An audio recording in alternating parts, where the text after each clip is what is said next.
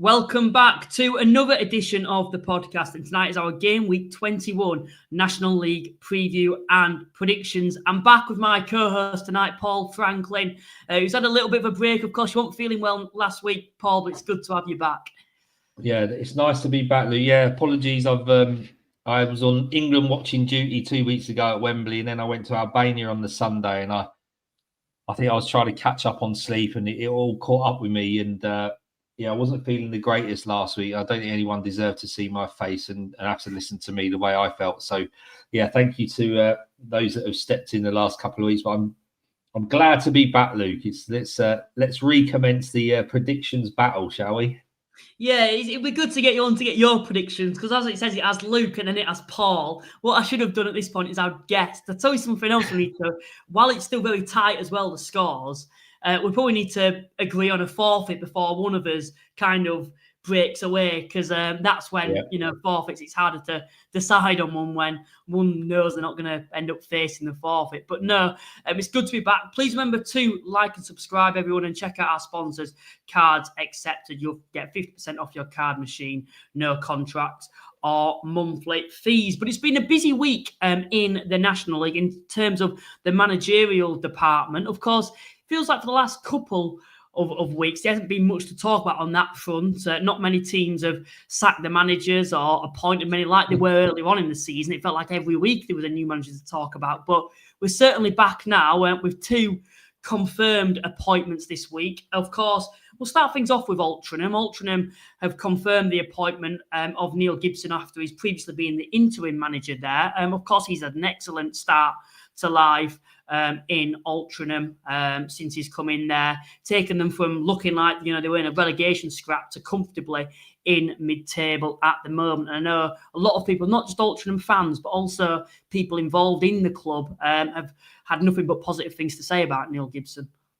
No, it's a great appointment for him, Luke, off the back of the sort of survival job he did with Wealdstone at the back end of last season after Matt Taylor left. And him and his assistant Lee Jones really showed a lot of character and desire and enthusiasm for the job at Wealdstone. And listen, they saw it as an opportunity. They've come from the Welsh leagues. They didn't jump into the first job that was available to them somewhere else. They waited a time, and Wealdstone came along, and for whatever reason, it wasn't able to be continued this season for different reasons. And again, they've probably taken their time and looked at what jobs are available. And considering they're based up in that sort of northwest area, North Wales area, Altrincham is a great position for them to a sort of place for them to go and position themselves as managers. And they've done what they needed to do. They've proved to the board and the supporters that they can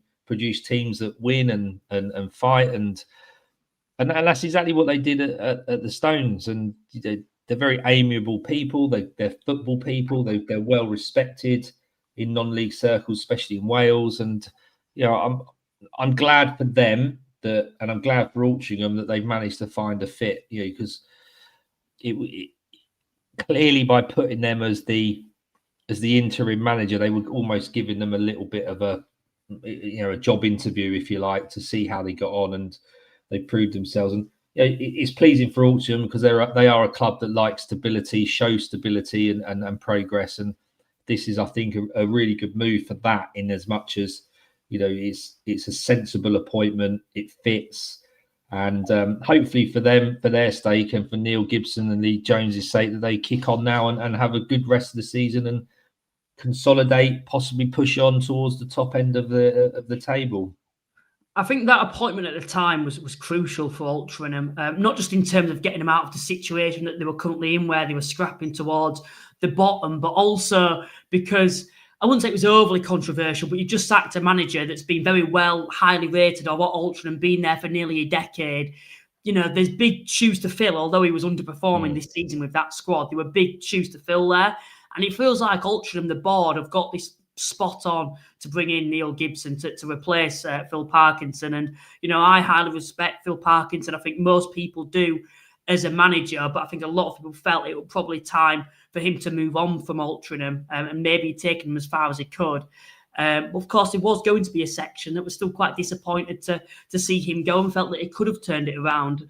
At the moment, it feels like Altrincham made that correct decision, bringing in Neil Gibson, and he's certainly been so far so good and been the perfect appointment.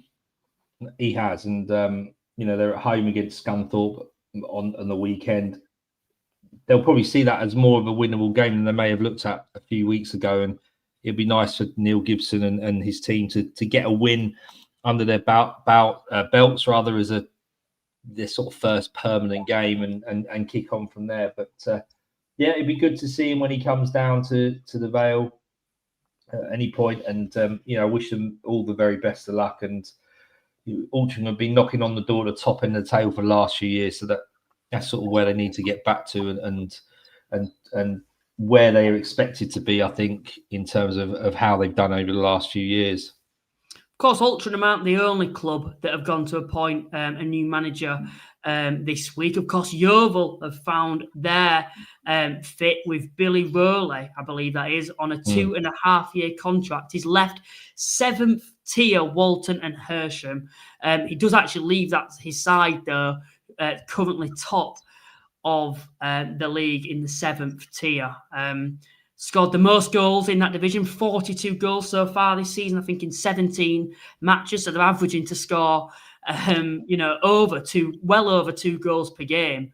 And of course, that's probably been Yeovil's major issue, hasn't it, this season, goals. And I think they've probably made the appointment at a good time, because they've got no win in 7 now, have Yeovil. Are slipping closer and closer to the drop zone, just 4 points above the bottom 4 at the moment. The only concerns are that he's not got much experience within the National League so far. And if we're talking about them potentially falling into a relegation battle, will he know enough about this division to be able to keep them up? Or do you feel that potentially now, with the squad, with it being quite an attacking-minded squad, in terms of some of the players players they've brought in, like Andrew Oluwabori, the likes of Daly, the likes of Junior Moraes, Tavon Campbell, these players who the previous manager clearly hasn't got the best out of. Do you feel this manager will be able to get the best out of those and get Yeovil back up the table? Do you know what? It's a really, really difficult one to say, Luke, because it's a brave choice from Yeovil, without a shadow of a doubt. It's a really brave choice, and he's not the first that we've seen that have come from lower leagues. Your team, Halifax, took a manager. Something Chris Aguta. Yeah, who just gone from Western-super-Mare to Eastleigh? Oh, Scott Bartlett. Yes, but Wealdstone took Sam Cox. I know he had a period with us, last season. But so these clubs are now taking a chance on these younger coaches. And what it is with these younger coaches and managers, and Billy Rowley, when you look into it, he's worked in academies for a while, for different London academies, Premier League academies, etc. And Walton and Hersham took a punt on him, and he's proved that he can do it. It is, I think, the unknown quantity is how much, like you said, Luke, how much does Billy Rowley know of the National League? Now, I would imagine that managers now are the Southern League Premier, which they're in, which will feed into National League South. So they're only 3, sort of 2 divisions below the National League. He will be aware of these teams. If he's worth, if he's worth his weight in gold, he'll definitely want to know who these teams are and who these players are. And and if he's had aspirations to go higher, then I'm pretty sure he would have been on the ball and knowing what's going on with the National League, in the leagues above him. So it's an exciting appointment because of what you can see Walton and Hersham doing. I've been to Walton and Hersham's ground. It's a lovely little setup. I think they've got some of the youngest owners in the football pyramid. They were owned by students as well. So, they're a progressive football club. They've taken a progressive manager, and they've clearly not stepped in his way when Yeovil have come calling. So I really wish him the best of luck. I just hope he lasts more than a day compared to the last permanent manager. So I'm pretty sure he will. And good luck to him. They've got Boston at home at the weekend, another winnable game for them. And I think if they start scoring goals, they're going to start threatening the mid to higher end of the table, because they are very good defensively. I suppose for the new manager, I suppose when Yeovil come calling a side that are 2 leagues above a former Football League side with new ownership, it's hard to say no. Of course, he's come out and said he was only actually approached on Saturday, and to leave a side that's top of the league, I think it says a lot about him that he's quite ambitious to go into the National League and feels that Yeovil there's an opportunity there for them to be able to progress. You look at them at the moment; they're quite contrasting when you actually look at Yeovil in terms of their current state, in terms of the lack of goals that they score. He's a very attacking-minded coach, what it seems of him, from what we know. And I suppose from Yeovil's perspective as the board, it's a very left-field appointment. I don't think he was ever rumoured to be appointed as the new Yeovil town manager. I don't think anyone would have predicted that. So they've clearly took the time and must have confidence in this manager, rather than just going down the same merry-go-round of appointing someone who's been here and done it in the National League, like potentially like a Darren Sarl or someone similar to like a Mark Cooper who's previously been at the club, if that makes sense. So for me, I think it's quite exciting times for Yeovil ahead. That's how I would put it. I think it's certainly a different approach to what they've previously done, but that doesn't necessarily mean it's a bad thing. Like I mentioned, an attacking-minded coach that's not managed in this division, yes, there's a slight risk, but there certainly was with Sutton, with Chris Aguta, and he's since come in from Worthing, and I think they're unbeaten in 4 games now, 3 wins as well in that time, scoring a lot more goals than what they were doing, currently outside of the bottom 4. For Yeovil, bringing in a new coach who's come from the 7th tier, yes, but it was certainly doing well there and was well thought of in the lower pyramids of non-league. There's no reason why he can't do the same at Yeovil. No, I can completely agree. And he's used to full-time setups. If he's worked in like good academies down in London, I think Chelsea was one of them that he's worked in, maybe Palace as well from memory. He's going to be used to that full-time setup. He's going to know how to manage a full-time team and how to fill the day, and if he's a coach, that won't be a problem for him. I think, like you said, it's all that experience of the league. But to be honest, you look at how Sutton, Halifax and Wealdstone are all doing under their relatively young, inexperienced managers.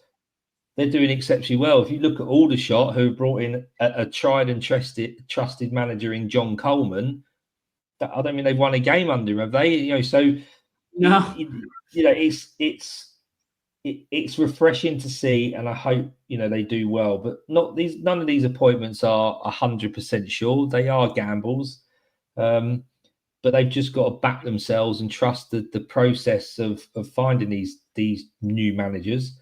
Even Neil Gibson to appoint Altrincham is a newer manager, especially when he came to Wealdstone. No one had heard of him. Unbelievable. Like, who is this chap, from Wales? And he's only done a handful of games, relatively speaking, compared to some. So some really good, new, young, different managers in the league, which is only good for us as fans and podcasters, etc. So, let's just hope that they do well for their respective clubs, and good luck to them all. Now, we're going to come on to the predictions now. Let's take a look at the actual scores. Of course, it's been a long time, Paul, since you were last on, so it may have changed a little bit, but what's going on? The league. 8 points.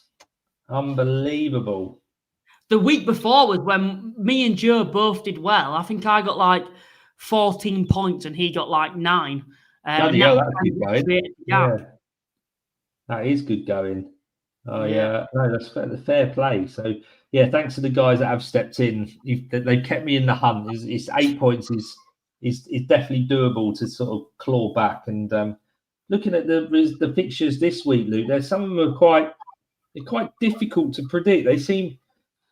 Some teams are very samey who are playing each other, if that makes sense. There's no real standouts that they might really win them. I think York Aldershot is probably the only one that you'd have a banker that York would win. But the others, they could go either way looking at them. So quite an even set of fixtures, I feel, in terms of trying to predict them. hard to predict as well in terms of, you look at Solihull Moors, for example, who were on a great run of form, and then they got thumped by Halifax at the weekend 3-0, which I don't think anyone expected. So, a lot of people's thoughts on them may have quickly changed or may not have done. But anyway, if you want to know how to play along with the Predictions League, everyone, and do it yourselves, this is how you do that.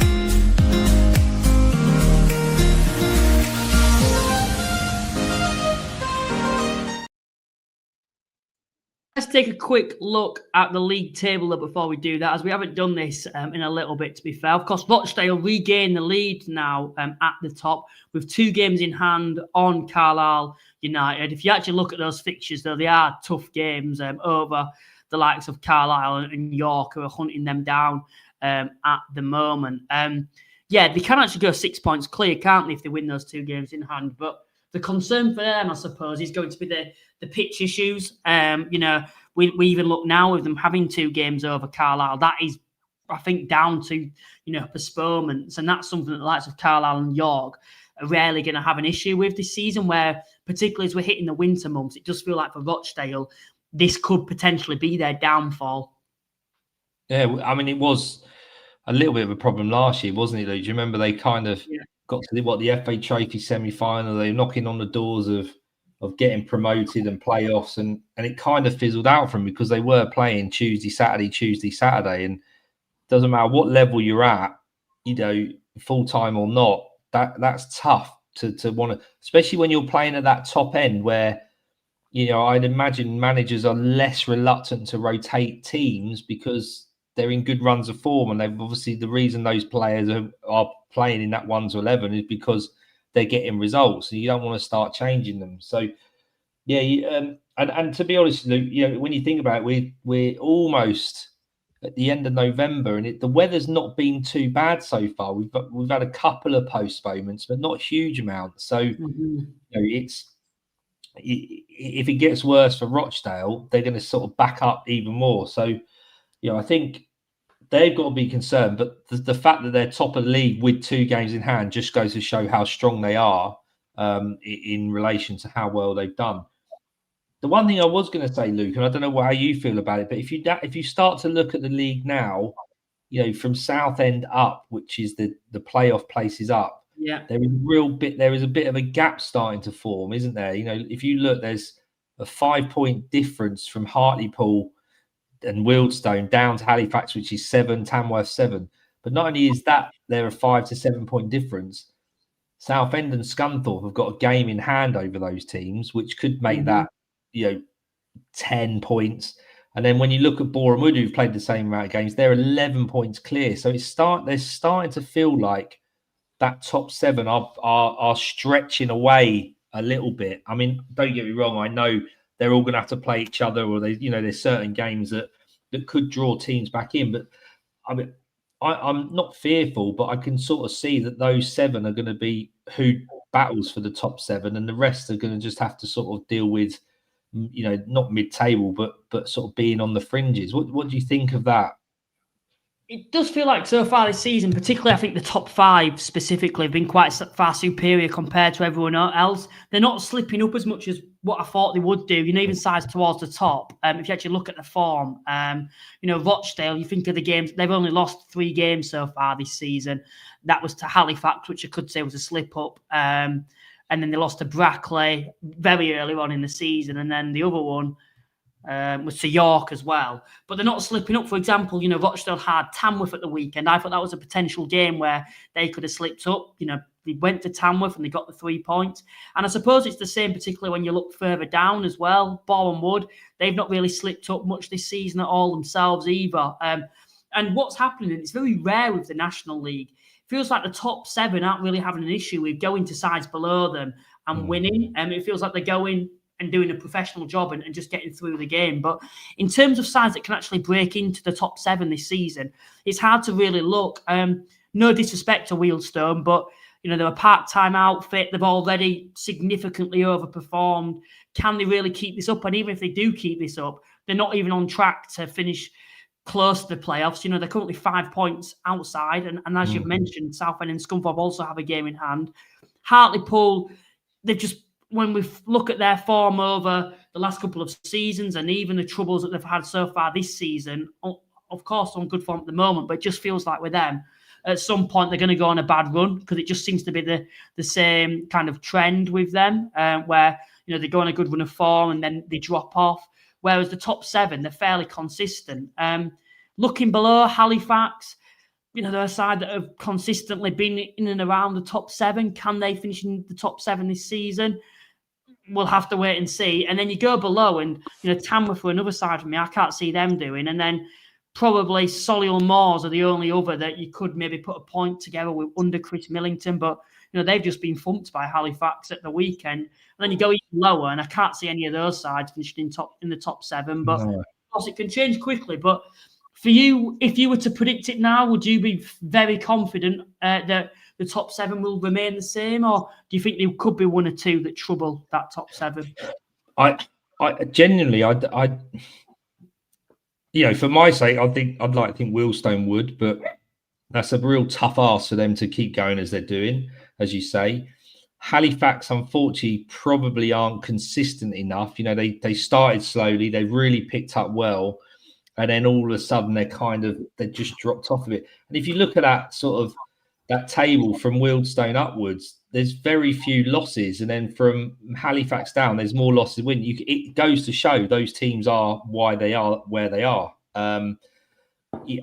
I think it's more a case of those teams 1 to 7 changing places now than maybe, like you said, possibly Solihull, possibly Halifax, possibly Hartlepool, because of the size of the clubs and their relative resources, could be knocking on the door. But I am just a little bit fearful that, especially if Southend and Scunthorpe win their game in hand, which I don't know who they are and who they're against, but all of a sudden they'll be on nearly 40 points, which is 10 points above, as we stand, the rest of the table beneath them, if not more. So, yeah, I think you're right, Luke. Last year there was a real level of teams almost not sort of wanting to grip the league. I know Barnet ended up, but even they had a slip up. Whereas I think you're right. The top 7 are really showing a strong level of consistency to get the results and get the job done against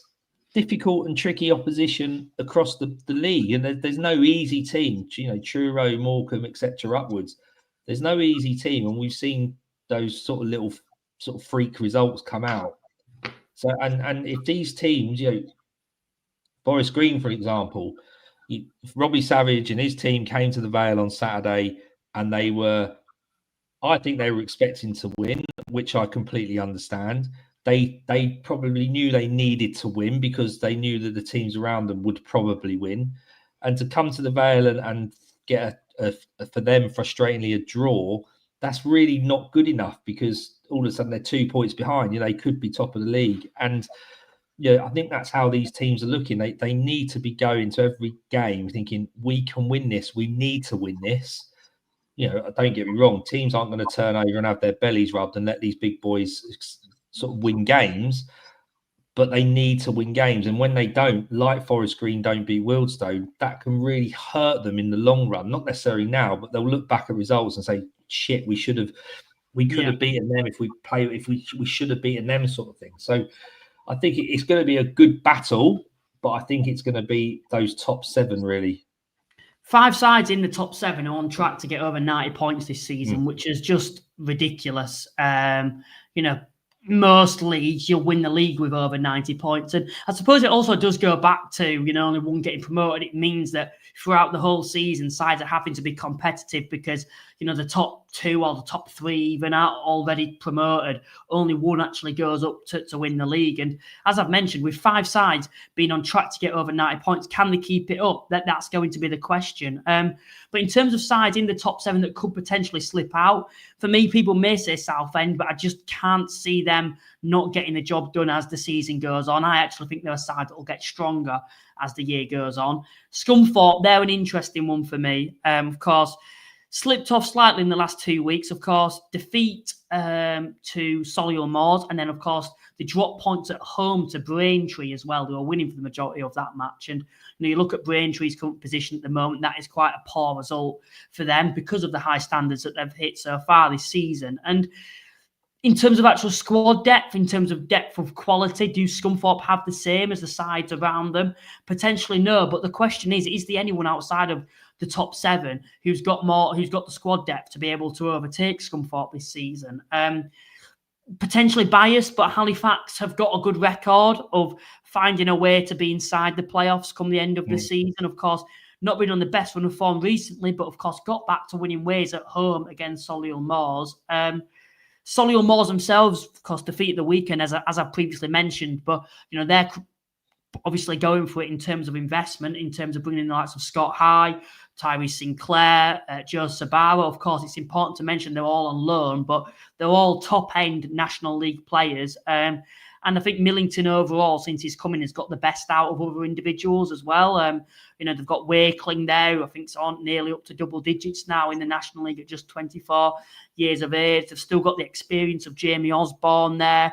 I think under Millington, they're going to be quite strong defensively overall as well. So for me, Solihull Moors are certainly the one to watch, I feel, that could potentially break in to the top 7. And apart from that, I can't really see anyone. I had Hartlepool to finish in the playoffs at the start of the season, but under Nicky Featherstone, can you really see them being able to overtake Scunthorpe? Of course, he's done a great job so far, but can he keep it up and be able to finish in the top 7 coming in? I think for Hartlepool's problem, and something that can be not easily resolved, but it could easily turn, is if they start scoring goals. If you look at their record, they've only let 15 in, but they've scored 23 goals. I mean, Wealdstone don't even have a recognised striker and have scored 29.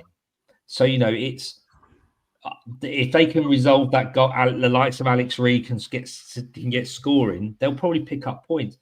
I think the other interesting thing, Luke, is we talked about last season it being quite an even league. I think this season's even more so, isn't there? There's not one of them big guns. Rochdale potentially, if they win their 2 games in hand, can get a little bit of a gap and almost be the front runners. But we've seen New York play Rochdale and play them off the park in the second half and get a win. So yeah, I think we're coming up to a really interesting period, because we've got FA Cup second round for all those clubs that are still in it, with a real, that carrot dangling in front of them of a 3rd round tie in January. You've got the FA Trophy coming up first round that we're all involved in. How many of those clubs are seriously going to want to be involved in the FA Trophy deep into the season, March, April, May time?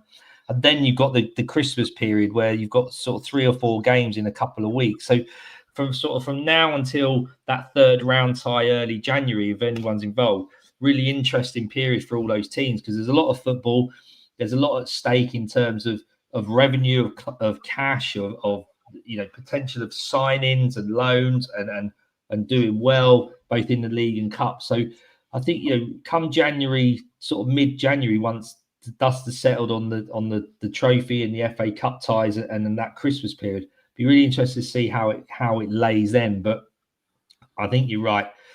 Hartlepool, Halifax, I think, are the 2. With all due respect, Wealdstone will hopefully consolidate and they're punching above their weight. You don't think with Wealdstone, though, because someone's actually come in, a Wealdstone fan himself, has actually said Sam Cox has been one of the best fits for Wealdstone since May. Now, could this be the first season in years that we will have the same coach for the whole season? He's also then gone on to say in the last 10 games, we've only had 1 defeat as well.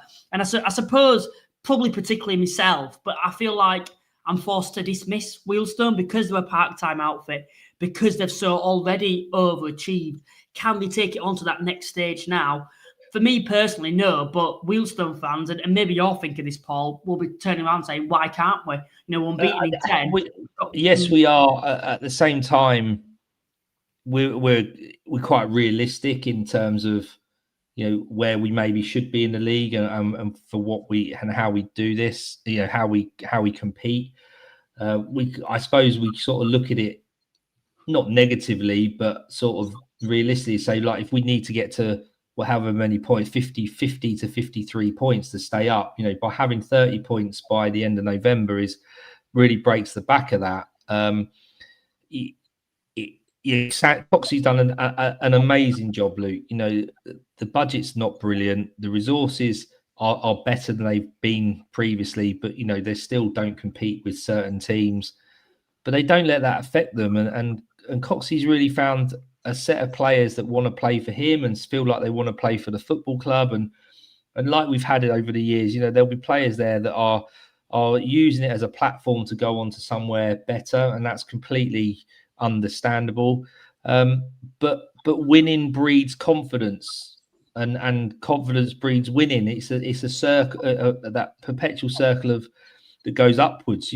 One loss in 10, yes, that includes some cup games, but the only loss we've had is York away, and York are battering everyone at the moment. So to pick up a point against the league leaders at the beginning of Saturday in Forest Green was a fantastic result, and again gives us load of confidence. And we'll go into the game of Solihull on the weekend with a real chance to try sort of push on and get another point or 3 points. So listen, Sam Cox is brilliant. He loves the football club. He knows the football club. He's captained them on the field. He gets it. And the fans are really appreciative of him and his efforts of what he's managed to be able to recruit, and where he sort of used those academy contacts and his academy knowledge, as well as giving those that probably should be on contracts elsewhere but haven't been picked up, to give them the chance to go and perform. And if we can get a goal scorer, Luke, I would probably say that we could knock on the door of those playoffs. Goal scorers cost money, right? And Wealdstone don't have it. So if an Alex Reid drops into our squad in January, that type of player, then yes, you've got to realistically be looking, can we sort of stay where we are and knock on the door? But I think most Stones fans will be going, look, where we are is brilliant. Stay there as long as we can and see where we finish. Brad, a Rochdale fan who's coming from Serbia, he said. Welcome from Serbia. He's also said Dale's game in hand are Scunny and Southend. Oh, there you go. Both at home. That is tough. Yeah, but I would say, potentially the way Rochdale are playing at the moment, at least they're at home, and Rochdale's home record has been pretty good. But as I've mentioned, the issue with them is when are these fixtures going to get played? Of course, they'll be rearranged at the moment, but will there be further postponements, which I think will likely happen? Just looking quickly down the table before we come on to the predictions, the bottom four then at the moment, it feels like a lot of those sides, it feels like on paper they're too good to be down there, or they'll be able to find a way out of it. But, you look at some of those sides, particularly when you see Scunthorpe, Bournemouth, Wealdstone, Tamworth, all overachieving this season, it does feel like one of the so-called well-established or big club in this league is going to slip down, at least probably one or two, potentially even three of them this season. Yeah, you're right. And I think when you look at Gateshead in 20th, Luke, that is what we were probably fearing as bloggers, as podcasters, would end up happening to them after their, the huge amount of success they have for sort of their level, to then have to deal with the losses of managers and squad rotation, which we've talked about extensively over the last few years. It can only go so far, and it was almost they've hit the buffers now. And as much as I talk about Wealdstone being, one loss in 10, and you build confidence and a belief, those teams at the bottom, Aldershot and Gateshead, they're on that wretched run of form where they can't buy a point. And, once you're in that rut as well, it is so difficult to get out of. So,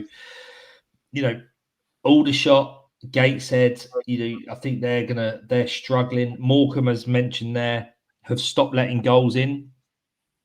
If you don't let goals in, you've got a chance of at least getting a point. So, they'll start to improve. Braintree will always dig in. Sutton have clearly done amazingly well because they look doomed.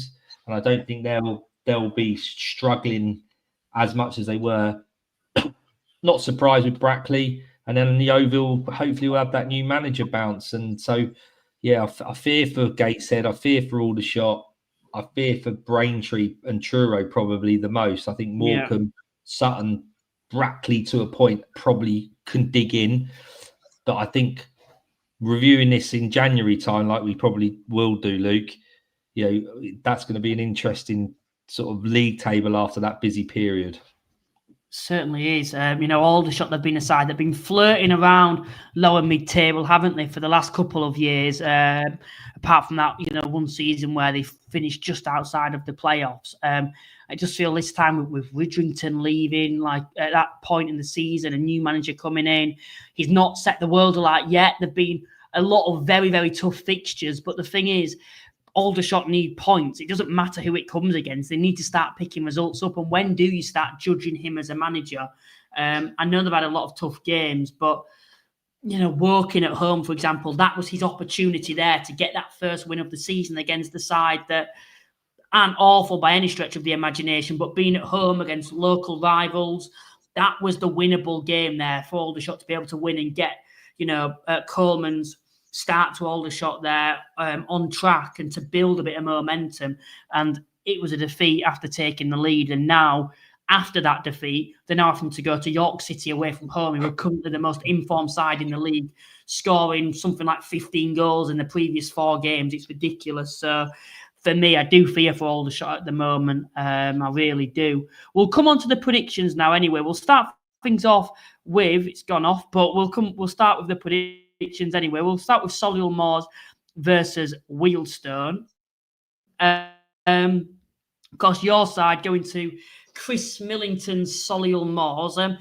Good start, I suppose, for Millington at Solihull until he went and faced his old side, Halifax, at the weekend, where they were actually defeated by 3-0. Yeah, I can't imagine he liked that particular result and fixture, Luke. It's, I think you've hit the nail on the head. They were in a really good run of form since Taylor left. And then they go and get done 3-0. So you start to look at it, Stones are 1 win, 1 loss in 10. I've gone for a 2-2 draw. I think both capable of scoring goals. 2-2. I don't know. I've got a gut feel that Stones will get a well-earned point there. Wealdstone will be a favourite, which is good. Yeah, I suppose what's important for this game is that Solihull under Chris Millington so far, that they're currently on 3 wins on the spin at home so far. If you actually look at Wealdstone's away record, although they've had a very good season so far, it doesn't match the home record. They've actually got 3 wins in 9 away from home so far this season. So it's not amazing. And Solihull under Millington, it does feel like it's become quite a difficult place to go. If you actually look at that Halifax game, from my perspective, looking at Solihull Moors, I didn't think they were awful. I thought Halifax played very well, and they went down to 10 men just before half-time when we were 1-0 up, which probably had quite a major factor on that second half and why it probably turned out to be 3-0. And for them, I suppose it was just a bit of an off day. I think for Chris Millington, it's always awkward for him. He could have either been the devil coming back to Halifax to, kind of quieten the fans and say, prove something, I suppose, to them after leaving, or he came back with a Solihull Moors side, and I suppose for him, I didn't expect it, but they were comfortably defeated. But being back at home, Wealdstone, as I've mentioned, not the best away from home so far this season. I think Solihull will get back to winning ways. I'm going to go for a 2-0 Solihull Moors win, in my opinion. I do apologise, Paul. We'll move on to the next fixture.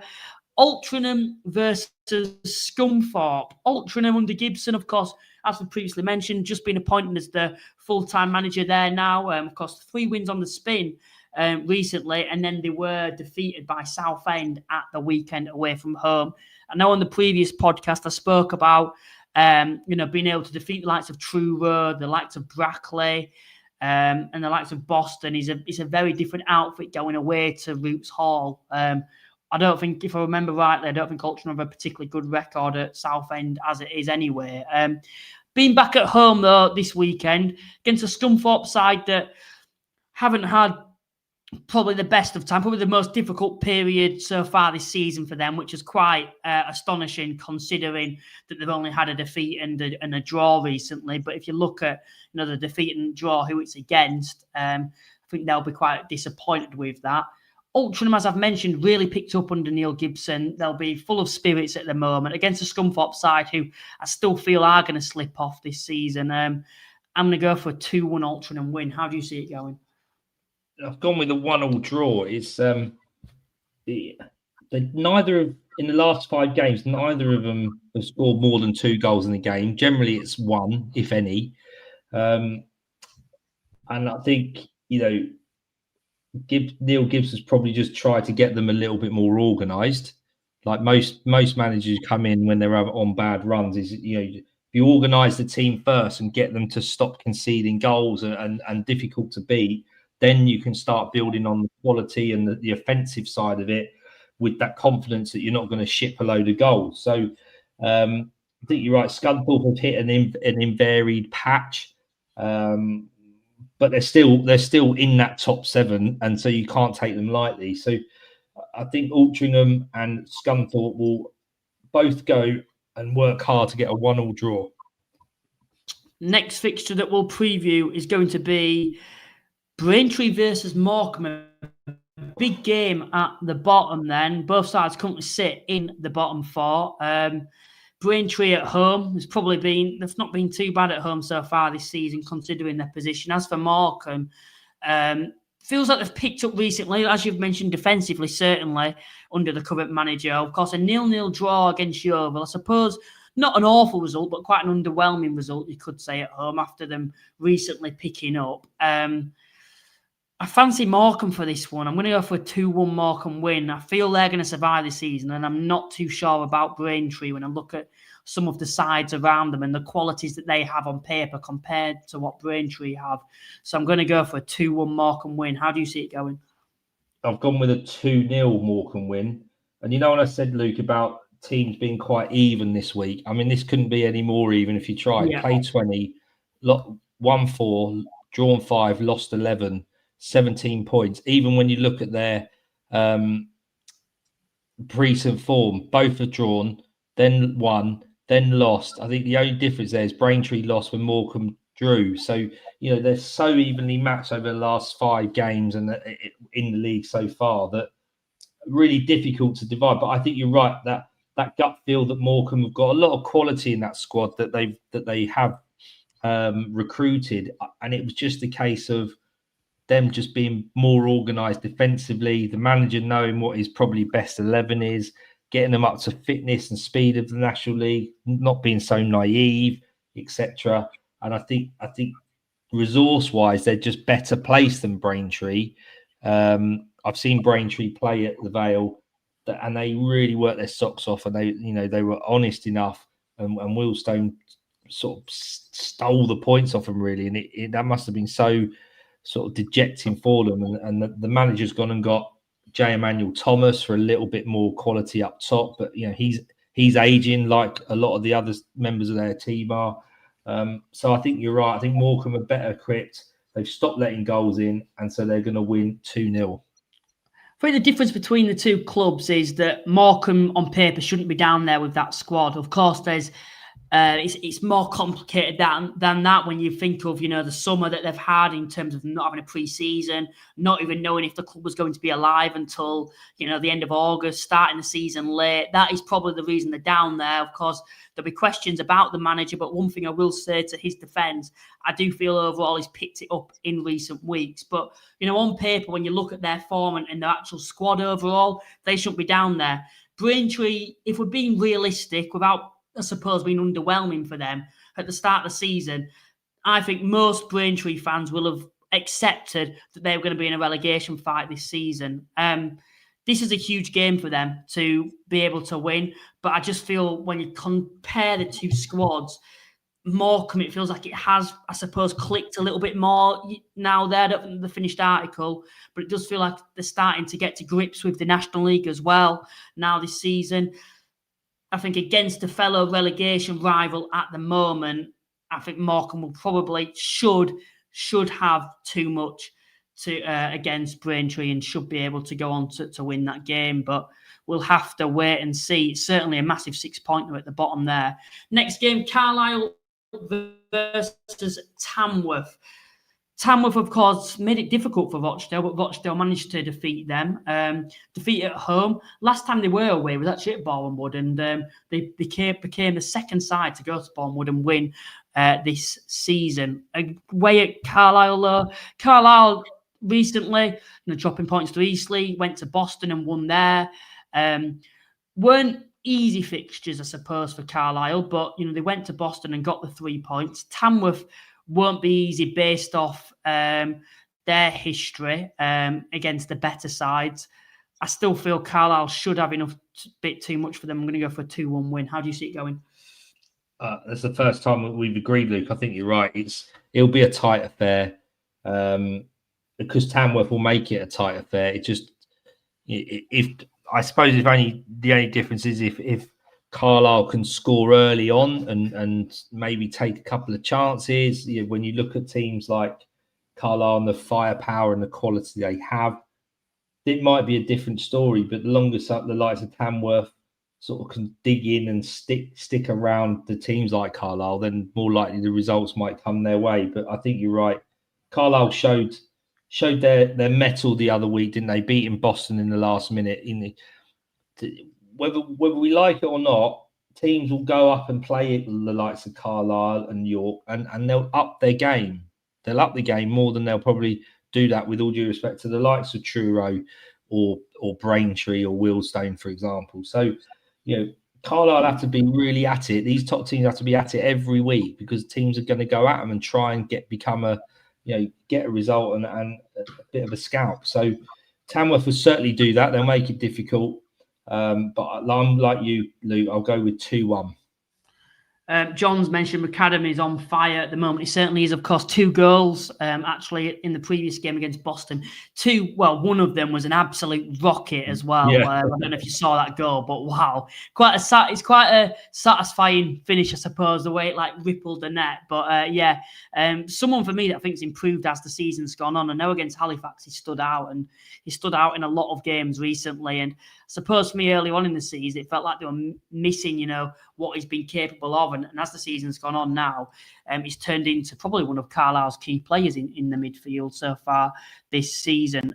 Moving on to the next fixture, it's going to be Forest Green versus Southend United. Potentially the game of the game week. Of course, both sides currently occupying the top 7. Forest Green, I think, are currently 4th at the minute in the National League. Southend currently sits 6th, I believe, at the moment. Of course, if we actually look at the last game these two sides faced each other was, of course, in the playoffs at Forest Green when Southend went there and won in the semi-final. Do you think they'll be able to do it again at Forest Green, or do you think under Robbie Savage, Forest Green should be able to have the beating of Southend? No, I mean, under Robbie Savage, they're a different beast to Steve Cottrell, aren't they? We talked about, I suppose, the challenges Steve Cottrell had last season, as much as they were never going to go up, they were never really going to drop out of the playoffs. So they were sort of for a long time consolidating their position in that top 7 and not really tearing any trees up. And then when it came to knockout football in the playoffs, they've got sort of caught cold by a Southend side who pushed their way into it towards the end and were in form. So, yeah, I think Forest Green Rovers at the moment, and Robbie Savage showed his frustration after the game against Wealdstone at the weekend, is they're getting into the last third, they're getting crosses in the box, they're creating themselves opportunities to shoot, and they're not taking their chances. And he feels like he sounds like a broken record, but his team aren't really executing probably what he wants them to do. And because of that, they're not scoring the goals that he probably expects them to, or they should be scoring, and then not getting the results. So, I can see where his frustration's from, and it may be that one day Forest Green will do a York and get 4 or 5 goals. I can't see that on Saturday. I think it's going to be a really tough game. Two really good football inside. Forest Green on Saturday were really good. On the front foot, get the ball wide. Try to get balls in the box. Try and create chances. They scored a really good goal from Isaac Moore. But I think Southend are a different beast this year as well, Luke. They're more consistent. They're showing consistency and getting results. So I think this will be a really good National League match and a good advert for them. Shame it's not the one on the telly. We've got to watch someone called Halifax on the telly at 5:30. But yeah, I think I think it's going to be a total draw.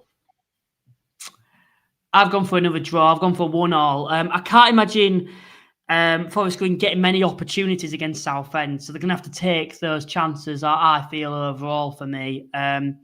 Be interesting because obviously what happened last season between the two sides in the playoffs. But I don't see it being much of a cracker, to be honest, overall, when I look at this fixture. And I'm going to go for a 1-1 draw for me for this fixture, which may not live up to the expectation with them both being in the playoffs. Next game, though, another long journey for Truro, heading to Teesside. We're going to say North East then, but I don't think Hartlepool's a bit below. I just think Hartlepool will have too much for Truro. They do seem to be the team that everyone's beating currently at the moment, and potentially a little bit out of their depth in the National League so far this season, it feels. Of course, they've had injury issues. Upcoming talent who's probably been their star player, Fisher, is, of course, out injured for this match and for the foreseeable few weeks.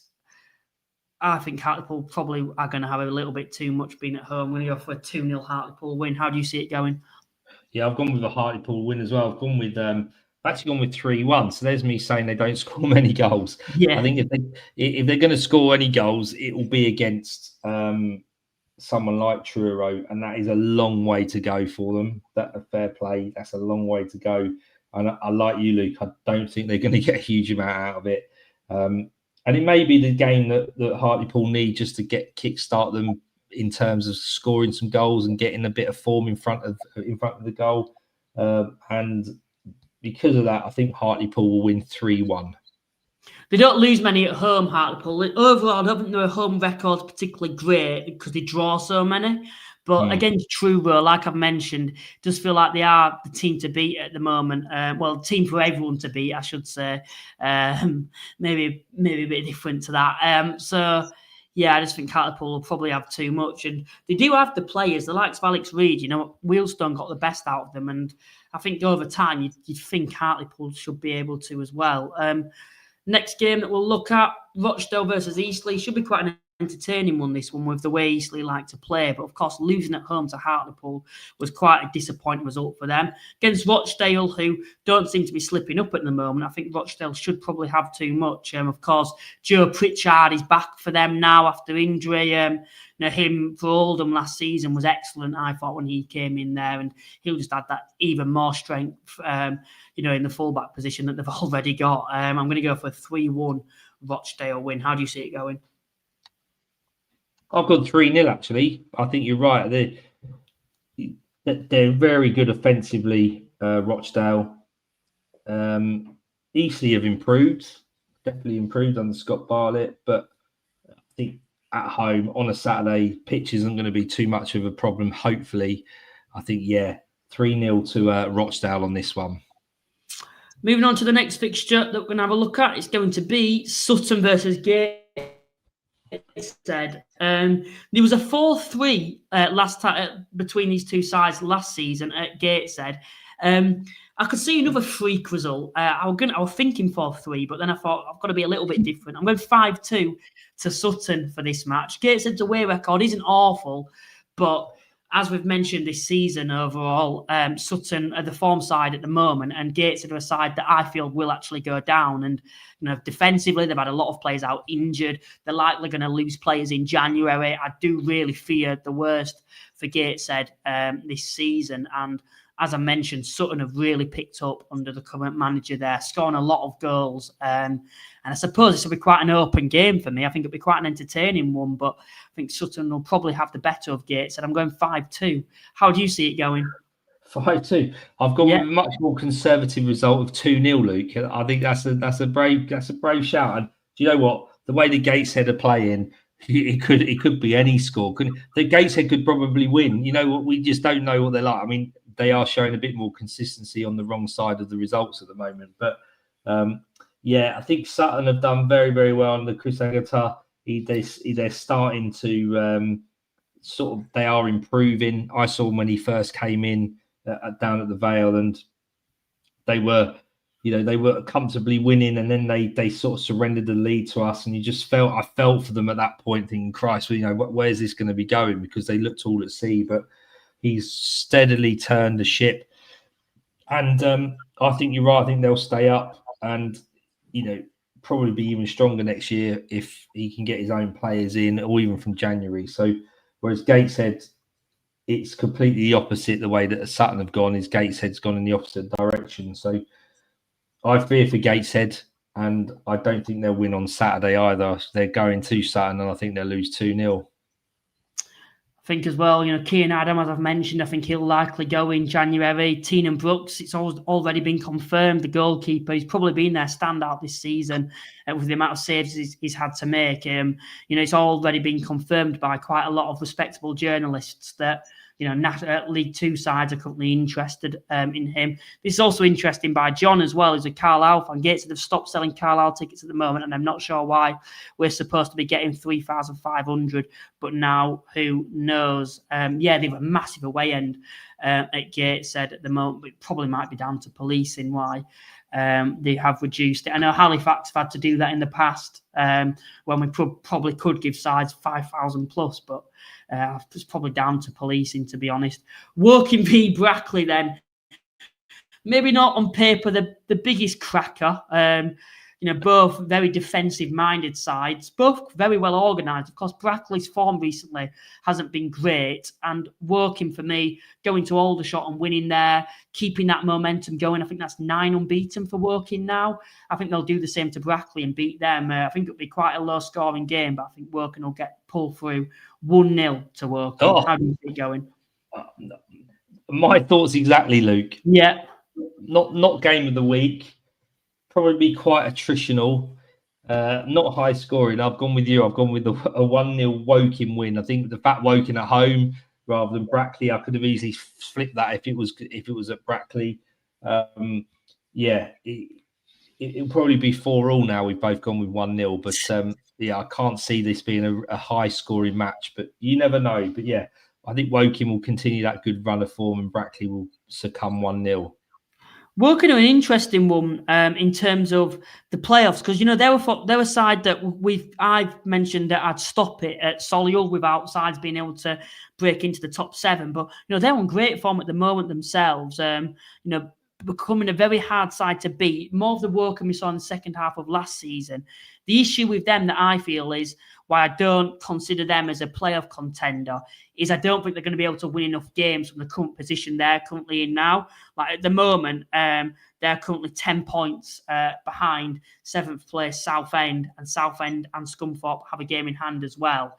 And I just don't feel they can make that up throughout the whole season, because I don't think they're going to win enough games. I just think they draw too many. I don't know what your thoughts are on that.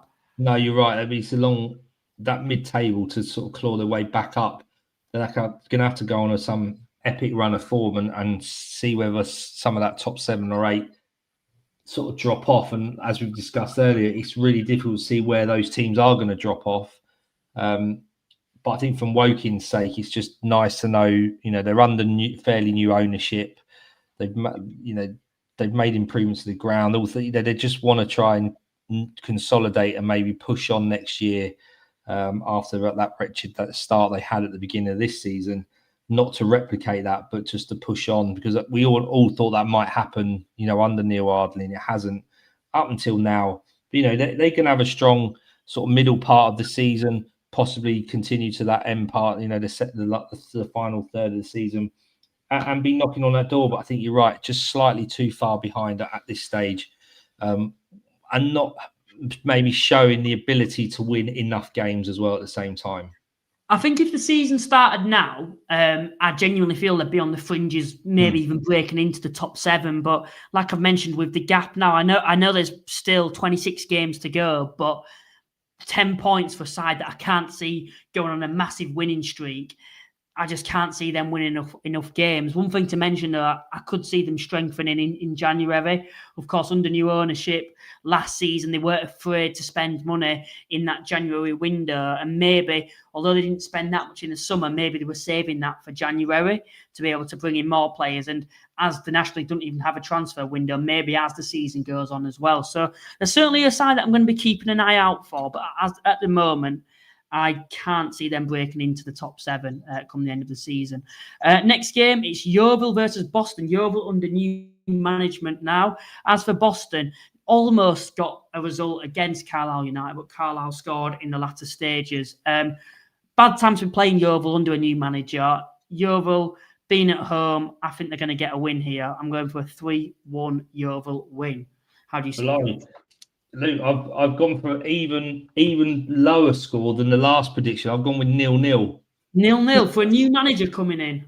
Right, yeah, they've still got to score goals, mate. I think they can, but the thing is, this is what I don't think it's a case. I look at that Yeovil squad. I think there's not goals in the squad. I just think under the previous management, they've not been able to get the best out of that squad. Like Tavon Campbell, Junior Moraes, Daly. I know Jarvis is a player that a lot of fans want to see shipped on, but he's got a good record, of scoring goals there previously. And when he was at Torquay, he can score goals in this league if they can get the best out of him. And under a new manager, he could be someone to watch. Andrew Oluwabori, who they've brought in, who's previously been at Halifax, get the best out of him. He's one of the best wingers in the National League. So for me, I think Yeovil are capable of scoring goals, and under an attacking-minded coach, I think they'll be able to do that. No, that's fair enough. No, I completely see what you're saying. He's only had a week on the grass with them, so I think maybe a bit too early. But listen, new manager bounce. There'll probably be 5,000 in there. Boston aren't pulling up any trees. You want to be playing work. There could be worse teams to be playing on your home sort of debut as manager. So you're possibly right, Luke. But I can see this being a 0-0 ball draw. Moving on to the next fixture then, it is York City v Aldershot. Aldershot seem to be the thumping boys at the moment in terms of their actual results. Had a tough run of fixtures, and I suppose the winnable one that came up was against the Woking side that were also on decent form. So the fixtures certainly haven't fell nicely for them, and I don't think John Coleman will be happy to see York City away when he's desperate to get his first win at Aldershot in the league. I can only see one result the way York are going at the moment. I'm going for a 5-1 York City win. How do you see it going? Oh, I've gone with a 4-1 York City win. So slightly different result. It could not a cricket score, but if York don't concede early like they seem to do a little bit, which I think will be fairly comfortable against Aldershot, I think we're being fair that Aldershot will actually score a goal, aren't we? Caroline don't think so, and she's an Aldershot fan. She's gone 6-0 York, or we will sneak a win. Well, there is that chance, isn't there? There is that chance that it'll be one of those freak results that we do see every now and then. I just can't see it, Luke. A bit like you, I can't see it. I think York will comfortably win, and it could be 4-1, 5-1, 6-0, 4-0. I've gone with 4-1. Under Ridrington, Aldershot had a great record against, the big hitters in the National League, but this season it's just not been the case so far at all. And I can only see they're playing probably the most informed side at the moment against the most out of form side. It's the biggest contrast in sides. So you could say it's written in the stars for them to go there and win 1-0, but I just can't see it when you think of the strength and depths between both sides. I don't see I think Barrett's out, isn't he, still for Aldershot? And without him, I don't see anyone in that Aldershot side who's going to be able to step up. So, I think York, particularly if they get an early goal, it could be a cricket score. It could be a long afternoon for the shots. Moving on to the next game that we'll look at, it's the final game between Boreham Wood and FC Halifax Town. Two sides, I think, in the last few years, going back to when Bournemouth were last in this league, two very defensive-minded sides, you could say. I suppose, to a certain extent for both, it's a bit of a contrast now. Under Halifax, they're a lot more attacking-minded, creating a lot more chances. Bournemouth, it's the biggest contrast in a side that I've ever seen. And what's more ironic, it's under the same manager as well. He's gone from being a very well-drilled and organised side that doesn't let many in and sneaks 1-0 wins away from home to being a side that plays some of the best football that non-league has probably ever seen. I've got a sneaky feeling after Halifax defeated Solihull, I don't take into account much with the National League Cup, but a 4-0 win in midweek. Not 4-0 win, a win against, no, defeat actually, but a good performance, I should say, against Sunderland. I get the impression that we might be able to sneak a draw here. And I think a lot of people will be going for Bournemouth. But we saw Tamworth go to Bournemouth and win. I think Halifax will be organised enough, what I've seen recently, against Solihull particularly, and probably have the forward line to be able to get something out of this game. And you may say it's biased, but I backed us to lose against Solihull Moors. I've had us to lose in the last couple of weeks, to be fair, and I think I owe it to us to actually pick something up, and I think we actually will at Bournemouth. We went to Rochdale, we beat them, so I can't see why we can't match Bournemouth. I'm going for a 1-1 draw. How do you see it going? I've gone with Wood to win 2-0, get back to winning ways. They're at home, lovely pitch. You know, they're playing brilliant football.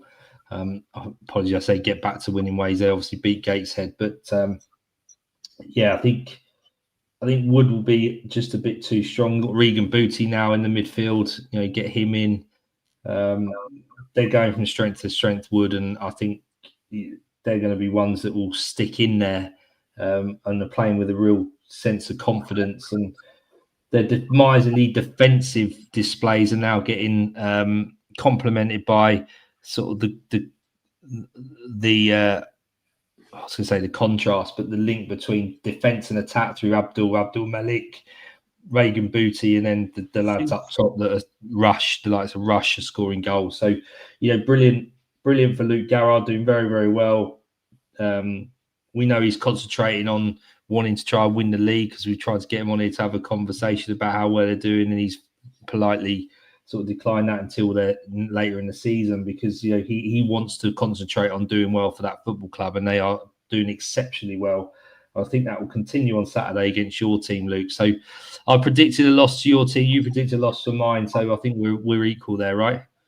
Yeah, 100%. But yeah, we'll have to see. To be fair, I don't think it's really been the case this year, but the last couple of years, you've always, whenever you've backed Halifax, we've lost, and whenever you've said we'd lose, we've gone to win. So I'm very happy with that, to be honest, if we're basing it on the last couple of years. But no, it certainly should be a good game. And as I mentioned with Luke Garrard, from when he was last with Bournemouth in the National League, he's a highly respectable coach. And to take them on to the next level, to come back, I think if there's a manager in the National League for me that I think is probably the best, well credited over the last 10 years that's consistently done it year on year, Luke Garrard would probably be, you know, that face of the National League for me, for the managers. Of course, he hasn't got a promotion, but if he did and got out of this league with Bournemouth, that would just be like the end to the fairy tale, I think, for his time at Bournemouth, because what he's done for that football club is phenomenal. I think he's probably their like greatest ever, not player as such, but definitely the manager, but I suppose personally, he's a club legend there, in my opinion, overall. But I am going to go for a 1-1 draw for this match. And that does actually wrap up the podcast. Thank you to everyone that's tuned into that. We do really appreciate it. Please remember to like and subscribe. It genuinely does go a long way if you can do that. Also, if you'd like to become a channel member, it is just £2.99. We've got 1 or 2 interviews coming up, or we should have coming up in the next few weeks, and you will get early access to those if you do become a channel member. You'll all as well get to use a custom emoji in the live chat too for your football club if that interests you as well, and you'd also be supporting the channel further as well overall, which we do appreciate. Paul, as always, thanks for joining me tonight. I do genuinely appreciate it, and it's good to have you back. Nice to be back, and good luck to everyone with their teams at the weekend. New managers coming in, some managers wanting results. So, yeah, an interesting set of results, because I think, like I said, they're all fairly even, apart from maybe one or two, especially York, Aldershot. So, yeah, let's see where the land lies after this week, because those top 7 especially are in a real dogfight to sort of finish where they can. So, yeah, great to be back, Luke. Thanks for having me on, and we'll be back next Thursday. There's no midweek games, is there? So we'll be back next Thursday. Yeah. Once again, thanks to everyone that's tuned in tonight. We do genuinely appreciate it, and we will see you next week. Bye for now.